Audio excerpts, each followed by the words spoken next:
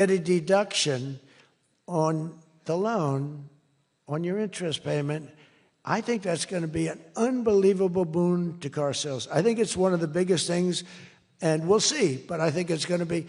And the biggest thing I've done for business and jobs is deductibility, where all of that money that you're spending, 100%, think of it, expensing for all new equipment purchase, factory construction, including structure. Every single thing you're allowed to deduct, expensing 1 year.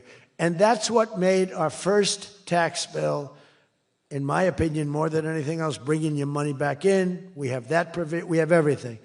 Trillions of dollars, hundreds of billions, but trillions of dollars. Apple alone, Tim Cook brought in hundreds of billions of dollars. You couldn't do it under the old tax code. You'd have to pay so much tax, and just the bureaucracy of it. We made it very simple. We charged a fair rate, and we took in billions. Well, we have that. But the expensing, to me, was the thing that made it so successful. And the other thing is all of those tax cuts that we got, that was the largest tax cut in history. On top of adding to those cuts, we extended the original tax cuts. If we didn't extend, you would have had about a 58% tax increase from that point, and we were able to get that extended. So I want to thank the Speaker of the House, and I want to thank John Thune. And a lot of people thought that bill, because we put everything into that one, we took 4 years' worth of things, and we put them into the great, big, beautiful bill. And we got it passed. It was close, like about a quarter of a vote. It was on fumes. We thought for a couple of moments we were not going to be able to get it. Then we would have had to have it in 9 or 12 or 14 different bills. And I don't think we would have gotten many of them approved. We would have gotten some easily approved, but some we would have gotten no votes on. By putting it all together, we got everything.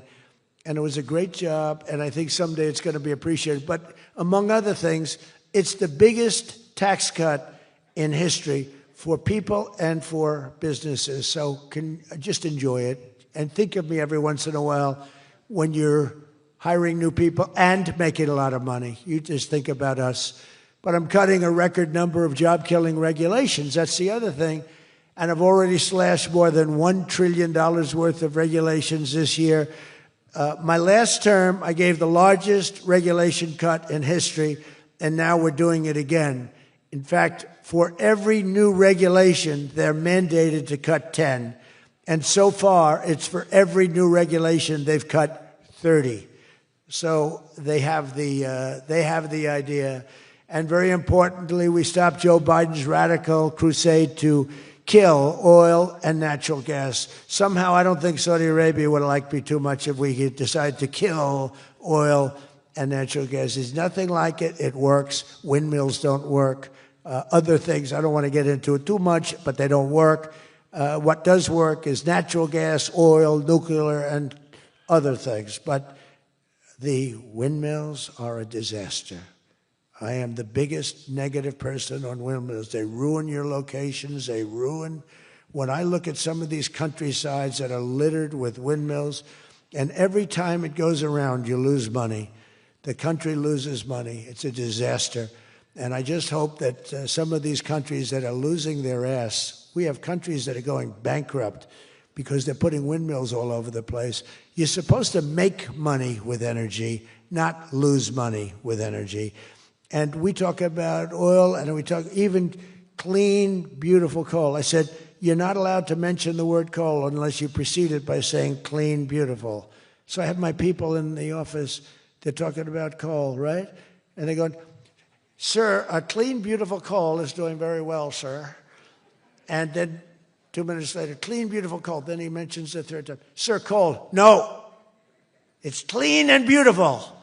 Because it needs a public relations help. Coal needs a little help, public relations-wise. So we refer to it as clean, beautiful coal, and it does have its place, that I can tell you. But we're streamlining permitting for all new energy projects, all new mining projects, and what used to take 28 days is now down to very little. But we had times when, not 28 days, we had times when things would take 14, 15, 16, and even 20 years to get approved. We have a maximum day, 28 days. That's the maximum it'll take. It'll never take more.